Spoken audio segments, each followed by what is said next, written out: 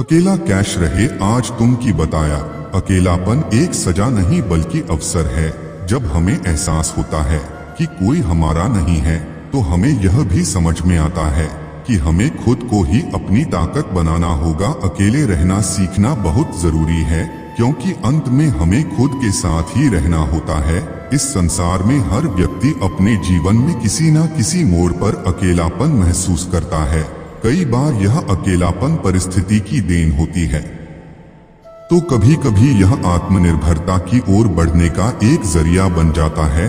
जो लोग अकेले जीना सीख जाते हैं वे खुद के मालिक बन जाते हैं और उनके आगे दुनिया झुकती है। इस वीडियो में हम विस्तार से चर्चा करेंगे कि अकेले जीना कैसे सीखें, इससे आत्मनिर्भरता कैसे बढ़ती है और कैसे यह आपको इतना मजबूत बना सकता है कि दुनिया आपके कदमों में झुके। नमस्कार दोस्तों, आप सभी का हमारे चैनल धर्म ज्ञान 72 चैनल में दिल से स्वागत है।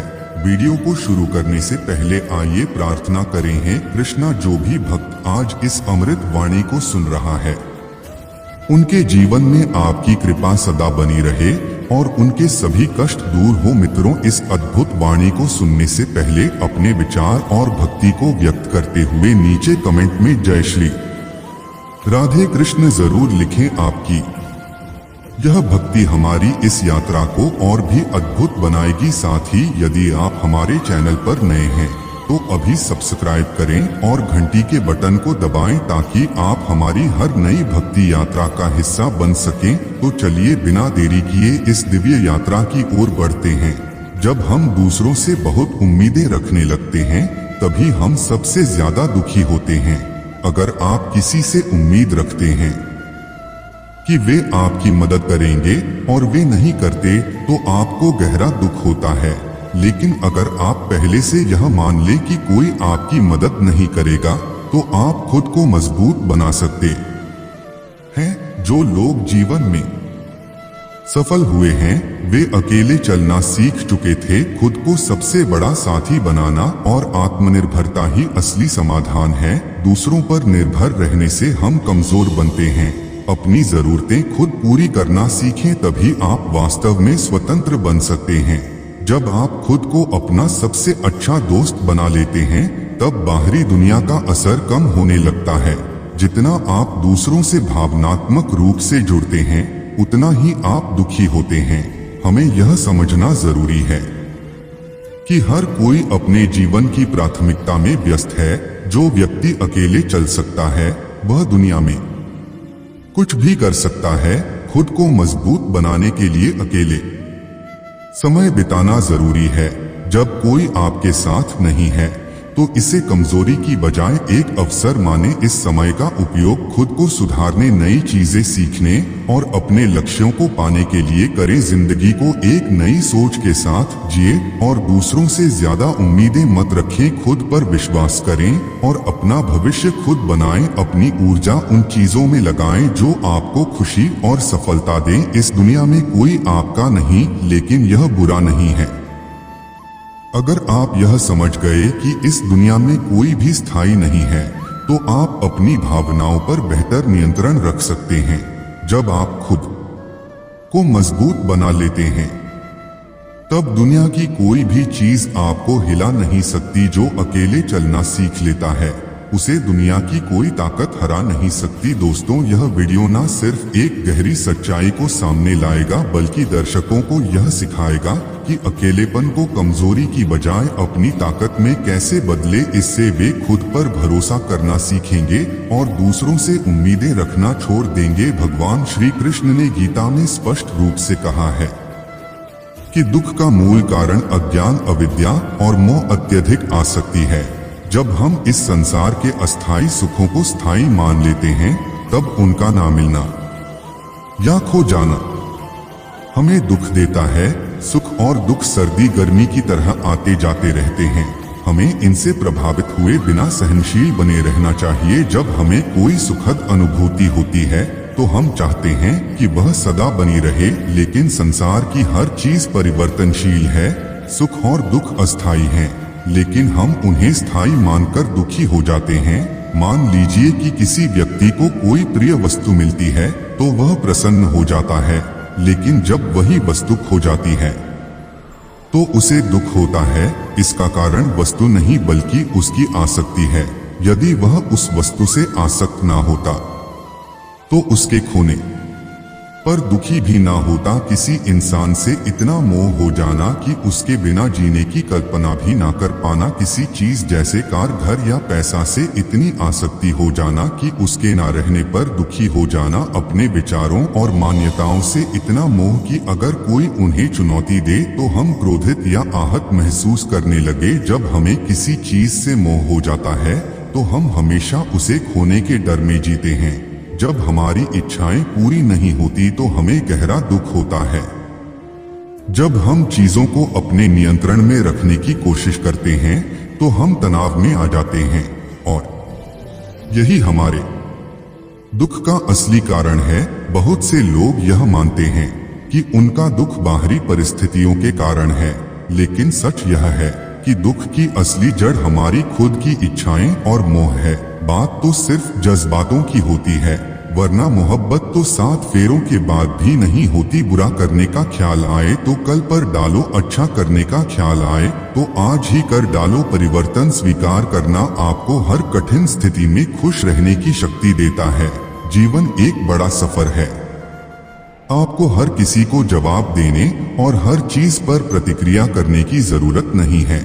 यदि समय तुम्हारा इंतजार नहीं करता तो तुम सही समय का इंतजार क्यों करते हो? याद रखो, जो समय चल रहा है वही तुम्हारे लिए बेहतर समय है। बुरा बनने में और बुरा होने में बहुत फर्क है। श्री कृष्ण कहते हैं कि सभी दुखों का कारण हमारी इच्छाएं हैं। जब हम किसी चीज से बहुत ज्यादा जुड़ जाते हैं तो उसके ना मिलने पर या खोने पर हमें दुख होता है। अगर हमें प्रमोशन नहीं मिला तो हम दुखी हो जाते हैं, लेकिन असल में दुख प्रमोशन न मिलने से नहीं हुआ बल्कि हमारी इच्छा और मोह के कारण हुआ। जब कोई व्यक्ति हमारे जीवन से चला जाता है तो हमें दुख होता है, लेकिन दुख इस कारण नहीं है कि वह चला गया, बल्कि इसलिए कि हम उसे खोना नहीं चाहते थे। इसलिए यह समझना जरूरी है कि हमारा दुख बाहर से नहीं आता बल्कि हमारे ही भीतर पैदा होता है। मोह का सबसे बड़ा प्रभाव हमारे रिश्तों पर पड़ता है। जब हम किसी व्यक्ति से अत्यधिक मोह रखते हैं तो हम उसे अपनी उम्मीदों और इच्छाओं के अनुरूप देखने लगते हैं।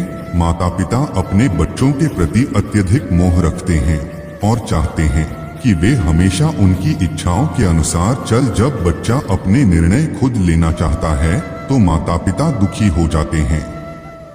यह मोह रिश्तों में कड़वाहट और तनाव पैदा करता है। प्रेम स्वार्थ रहित होता है जबकि मोह स्वार्थपूर्ण होता है। प्रेम स्वतंत्रता देता है जबकि मोह बंधन में डालता है। जब हम किसी से प्रेम करते हैं तो हम उसकी खुशी चाहते हैं, लेकिन जब हमें मोह हो जाता है तो हम उसकी खुशी से ज्यादा अपनी इच्छाओं को महत्व देने लगते हैं। अगर हम अपने रिश्तों को बेहतर बनाना चाहते हैं तो हमें प्रेम और मोह के बीच का अंतर समझना होगा। आज की दुनिया में सबसे ज्यादा मोह अगर किसी चीज से है तो वह है पैसा, प्रतिष्ठा और भौतिक सुख साधन। अगर किसी व्यक्ति को अपने धन से अत्यधिक लगाव है तो उसके खोने का डर उसे हर समय सताएगा। ऐसे लोग अधिक धन कमाने की दौड़ में रिश्तों और सेहत की बलि चढ़ा देते हैं। लेकिन क्या सच में धन से खुशी मिलती है? धन का उपयोग साधन के रूप में करें, लक्ष्य के रूप में नहीं। जो कुछ भी हमारे पास है उसकी कदर करें, लेकिन उसमें खो ना जाए। अगर हम यह समझ जाएं कि धन और प्रतिष्ठा अस्थायी है तो हम अनावश्यक दुखों से बच सकते हैं। क्या हम मोह से मुक्त हो सकते हैं? इसके लिए कुछ उपाय अपनाने होंगे। चीजों की अस्थिरता को स्वीकार करें। हर चीज परिवर्तनशील है। लोग, पैसा, रिश्ते, समय। अगर हम इस सच्चाई को स्वीकार कर लें तो हमें कोई चीज या व्यक्ति ज्यादा परेशान नहीं कर पाएगा। अगर हम अपने मोह को त्याग दें तो हमारा जीवन अधिक शांत, खुशहाल और संतुलित हो सकता है। जब तक हम चीजों को पकड़ कर रखेंगे तब तक हम दुखी रहेंगे। जीवन को प्रवाह में चलने दें। किसी भी चीज को जबरदस्ती रोकने की कोशिश ना करें। सच्चा सुख पाने के लिए हमें मोह से मुक्त होना होगा। भगवान श्री कृष्ण कहते हैं हे अर्जुन, समय दुनिया की सबसे कीमती और बलवान चीज है जो बीत जाने के बाद कभी वापस लौटकर आपके पास नहीं आती है। अगर आप इसका सदुपयोग करते हैं तो यह आपके जीवन से जुड़े सभी घाव को भर देगा और आपको मनचाही सफलता प्रदान करेगा। इसीलिए जीवन में कभी भी समय का दुरुपयोग नहीं करना चाहिए। समय की कदर करने वाला व्यक्ति कभी भी अपना काम कल पर नहीं छोड़ता है। कहाँ भी गया है, कल का आज और आज का अभी करना चाहिए, क्योंकि आगे क्या होगा कोई नहीं जानता। समय कभी भी अच्छा या बुरा नहीं होता, इसे हम और आप ही अच्छा और बुरा बनाते हैं। आपकी सफलता और असफलता आपके द्वारा समय के सदुपयोग और दुरुपयोग पर निर्भर करती है। किसी चीज के लिए समय निकल जाने पर अक्सर लोग पछतावा करते हैं, लेकिन आपको पता होना चाहिए कि जब आप पछतावा कर रहे होते हैं तब भी आपका समय निकल रहा होता है। ऐसे में एक घड़ी भी ना बर्बाद करके हमें समय का सदुपयोग करना चाहिए। आप चाहे कितने भी अच्छे हो, लेकिन अगर बुरे लोगों के साथ रहोगे तो आपका भी वही हाल होगा जो बुरे लोगों का होता है। भीष्म पितामह एक ब्रह्मचारी थे, धर्मात्मा थे, लेकिन वह अधर्म के पक्ष में खड़े हो गए। द्रोणाचार्य भी एक ब्राह्मण थे, लेकिन वह अधर्म के पक्ष में खड़े हो गए तो अंत में उनका वही हाल हुआ जो एक अधर्मी इंसान का होता है। उन्हें मृत्यु के समय भयानक पीड़ा का सामना करना पड़ा। इसलिए गलत संग में कभी नहीं रहना चाहिए, क्योंकि कई बार आपको उनके संग में रहने की वजह से उनके ही कर्मों की सजा मिलने लगती है। फिर आपको समझ नहीं आता कि मैंने तो कुछ किया भी नहीं, मैं तो खाली उनके साथ रहता हूँ, मुझे दुख क्यों मिला। बुरे लोगों का संग आपकी जिंदगी में कभी खुशी नहीं लाएगा। इसलिए हमेशा अच्छे संग में रहना चाहिए। कभी भी अपनी तुलना दूसरों से मत करो, क्योंकि हर फल का स्वाद अलग अलग होता है। मन को इतना मजबूत बनाओ कि किसी भी प्रकार के व्यवहार से मन की शांति भंग ना हो पाए। चलते रहना चाहिए, चाहे जीवन जैसा भी हो। सुख में देखो तो कष्ट सहने की ताकत मिलेगी, दुख में देखो तो आनंद के क्षण याद आएंगे। जिसने सफलता को पाया है उसने पहले अपनी हालात को सुधारा है। अच्छे रहोगे तो लोग टांग अड़ाएंगे तुम्हारे कदमों में, क्योंकि वे जानते हैं कि तुम गिर जाओगे बुरा बनकर। तो देखो वे ऐसा सोचेंगे भी नहीं, क्योंकि इससे शायद तुम उनकी टांगे तोड़ दोगे। अच्छे और बुरे लोगों में यही फर्क होता है। अच्छे लोगों की अच्छाइयों में भी लोग उनके खिलाफ होते हैं और बुरे लोगों की बुराइयों में भी दुनिया उनके साथ होती है। दरवाजे पर लिखा था, आज मैं बहुत दुखी हूँ, कोई भी मेरे पास मत आना। सच्चा दोस्त अंदर आया और बोला, मुझे पढ़ना नहीं आता। मेरे दोस्त, रिश्ते भले ही कम बनाओ लेकिन दिल से निभाओ, क्योंकि आजकल इंसान अच्छाई के चक्कर में अच्छे को खो देते हैं। जब इंसान सफल होने लगता है तब लोग खुश नहीं होते बल्कि जलने लगते हैं। दिल खोलकर जियो, उम्र दुनिया और समाज की सोचोगे तो हमेशा सोचते ही रह जाओगे। झूठ इसलिए बिक जाता है क्योंकि सच को खरीदने की सबकी औकात नहीं होती। चुप रह के सहते हो तो आप अच्छे हो, और अगर बोल पड़े तो आपसे बुरा कोई नहीं। सच को तमीज ही नहीं बात करने की, झूठ को देखो कितना मीठा बोलता है। रिश्ते अपने आप से अच्छे होने चाहिए, बाकियों को आपसे ज्यादा फर्क नहीं पड़ता। अगर रिश्तों की जड़ मजबूत हो तो दूरी कोई मायने नहीं रखती। सर वही रिश्ते कामयाब होते हैं जो जमाने से ज्यादा जज्बातों की कदर करते हैं। किसी भी रिश्ते में अंत तक जाने से दो संभावनाएं होती हैं, या तो आपको अच्छा इंसान मिल जाएगा या अच्छा सबक। चेहरे तो अक्सर झूठ भी बोला करते हैं।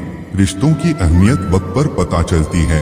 परखने वाले के साथ नहीं, समझने वाले के साथ रहो। जीवन में कीमत दोनों की चुकानी पड़ती है, बोलने की भी और चुप रहने की भी। दान करने से रुपया जाता है, लक्ष्मी नहीं। घड़ी बंद करने से घड़ी बंद होती है, समय नहीं। और झूठ छुपाने से झूठ छुपता है, सच नहीं। जीवन कठिन तब लगता है जब हम स्वयं को बदलने की बजाय परिस्थितियों को बदलने का प्रयास करते हैं। बढ़ती उम्र का भी एक मजा है, आपकी आंखें धीरे धीरे धुंधली होने लगती हैं, लेकिन लोगों को पहचानने में आप माहिर हो जाते हो। हंसते हुए लोगों की संगत इत्र की दुकान जैसी होती है, कुछ ना खरीदो फिर भी रूह महका देती है। यह नादानी भी सच में बेमिसाल है। अंधेरा दिल में है और दिए मंदिरों में जलाते हैं। अपने काम से काम रखना यह अलग बात है। जो बड़ी बड़ी मुश्किलों को भी पार कर जाते हैं, अक्सर उन्हें छोटी छोटी बातें रुला देती हैं।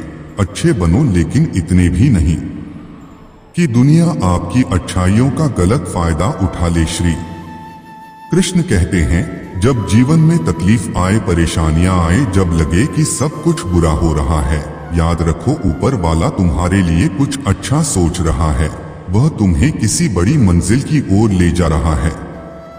इसलिए जीवन के हर दुख को एक चुनौती के रूप में स्वीकार करो और इस सोच के साथ आगे बढ़ो। बुरा वक्त गुजर जाएगा और इसके बाद जो हासिल होगा वह तुम्हारी जिंदगी की सबसे बड़ी उपलब्धि होगी। यह कठिन समय, यह मुश्किलें, यह परेशानियां सब इसलिए आती हैं ताकि तुम और भी मजबूत बन सको, ताकि तुम्हारी जिंदगी का अगला पड़ाव और भी शानदार हो। जो आज तुम्हें कठिन लग रहा है वही कल तुम्हारी सबसे बड़ी ताकत होगी। जीवन को इस नजरिए से देखोगे तो कोई भी कठिनाई तुम्हें कमजोर नहीं कर सकेगी। आखिर में बस इतना समझ लो, जो हो रहा है वह तुम्हारे जीवन का एक हिस्सा है और वह तुम्हें उस जगह पर पहुंचाने के लिए हो रहा है जहां तुम्हें होना चाहिए। श्री कृष्ण कहते हैं, कभी हार ना मानना। जीवन में आप चाहे कुछ भी करें, कठिन समय हमेशा आता है।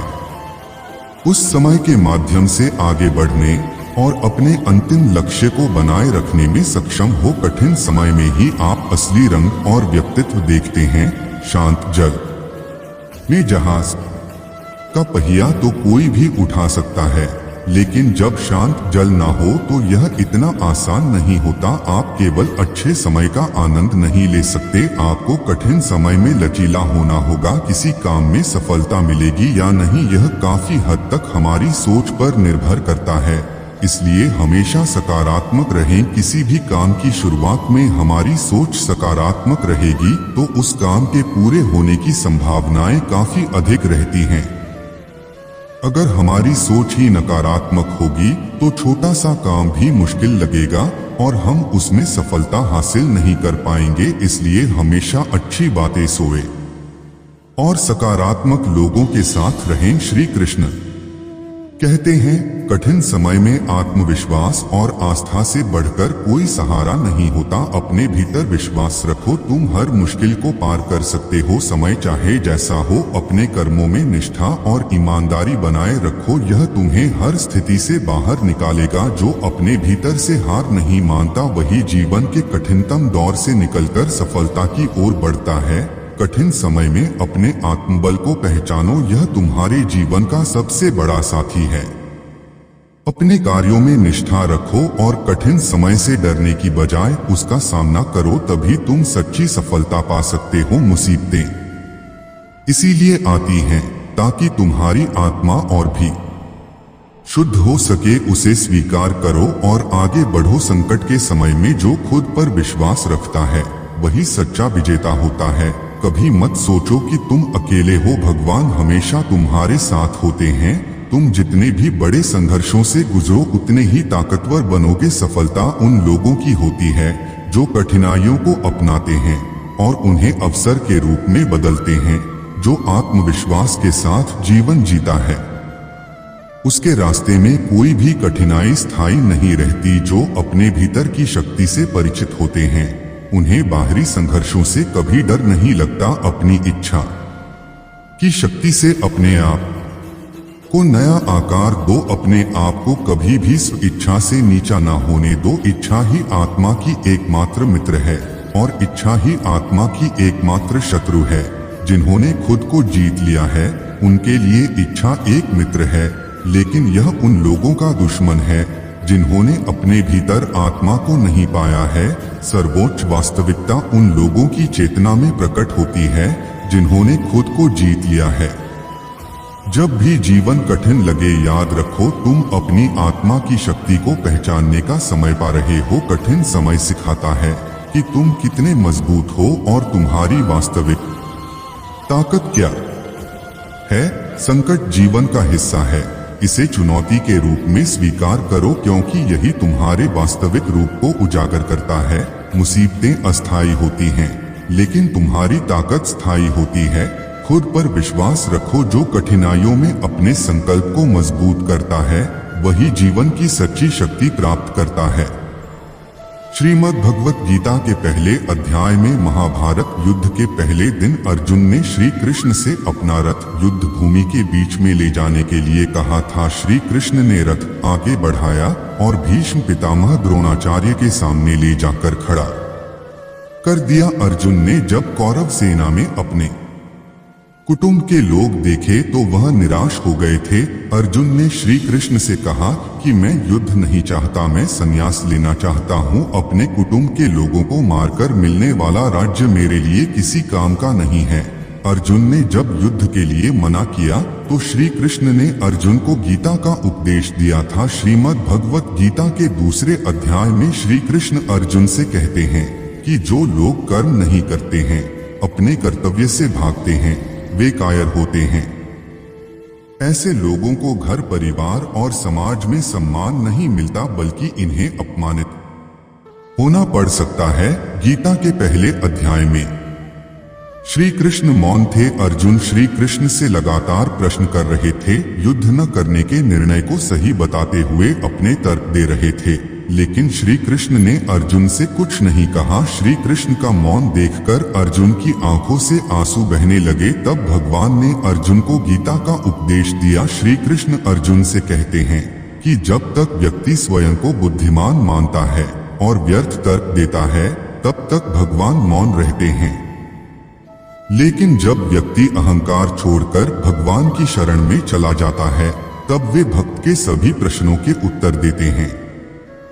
जब हम अहंकार छोड़ देते हैं, तभी भगवान की कृपा मिलती है।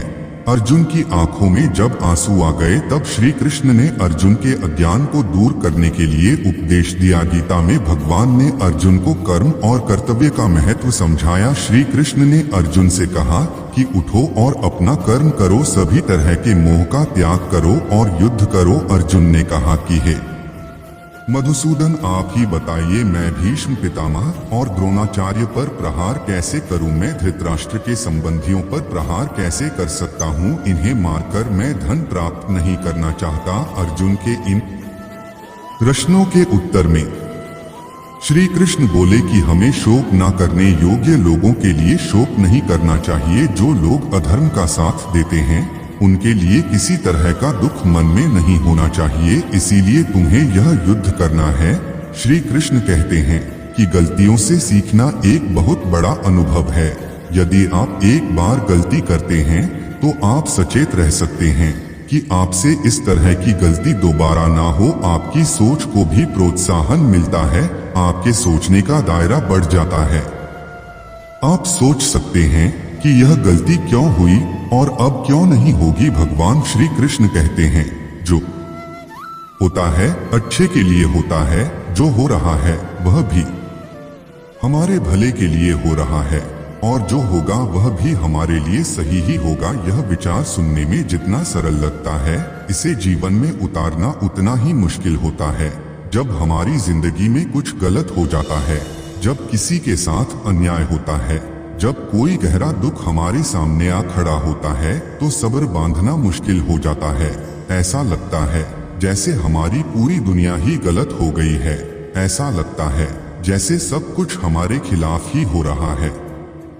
हर इंसान स्वार्थी और मतलबी नजर आने लगता है, लेकिन जीवन का सबसे बड़ा सत्य यही है, जब हमारे साथ कुछ बुरा होता है, जब हमें कोई चोट पहुंचाता है, जब कोई हमें दुख देता है, तो वह हमें एक और बड़ा पाठ पढ़ाता है।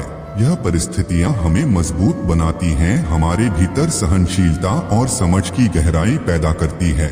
जैसे एक माँ अपने बीमार बच्चे को कड़वी दवा पिलाती है, बच्चे को वह दवा भले ही पसंद ना आए, लेकिन उसी से उसकी बीमारी दूर होती है।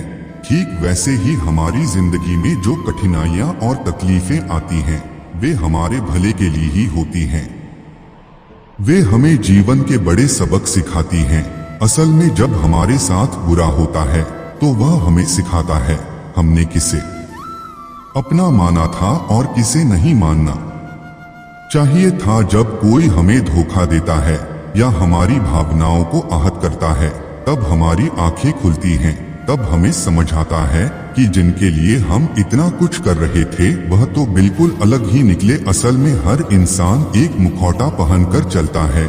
जब तक आप उसकी असलियत को परख नहीं लेते तब तक आप उसे पहचान नहीं सकते। जब तक लोग आपसे कुछ फायदा उठा सकते हैं तब तक वे आपके आसपास बने रहते हैं, लेकिन जिस दिन उनका फायदा खत्म हो जाता है वे बदल जाते हैं। यही दुनिया है, यही जीवन है, यही सच्चाई है। लेकिन इस सच्चाई से डरना नहीं चाहिए, बल्कि इससे सीखना चाहिए। जो हमसे दूर गए उन्हें जाने दो, जो हमें समझेगा वह लौट कर आएगा। यही दुनिया का सबसे बड़ा खेल है। जब तक मतलब है तब तक लोग साथ हैं, और जब मतलब खत्म तो रास्ते अलग हैं। दोस्तों, आपसे आग्रह है कि अगर आपको यह वीडियो पसंद आया हो तो कृपया इसे लाइक और शेयर करें, और अगर आपको वीडियो पसंद आया हो तो लाइक जरूर करें। कुछ नया सीखने को मिला हो तो शेयर करें, और ऐसे ही और वीडियोस के लिए धर्म ज्ञान 72 चैनल को सब्सक्राइब करना ना भूलें। घंटी का बटन दबाइए ताकि अगली बार कोई भी वीडियो मिस ना हो। मिलते हैं अगले वीडियो में, तब तक के लिए खुश रहिए, सीखते रहिए। धन्यवाद। राधे धे। जय श्री कृष्णा।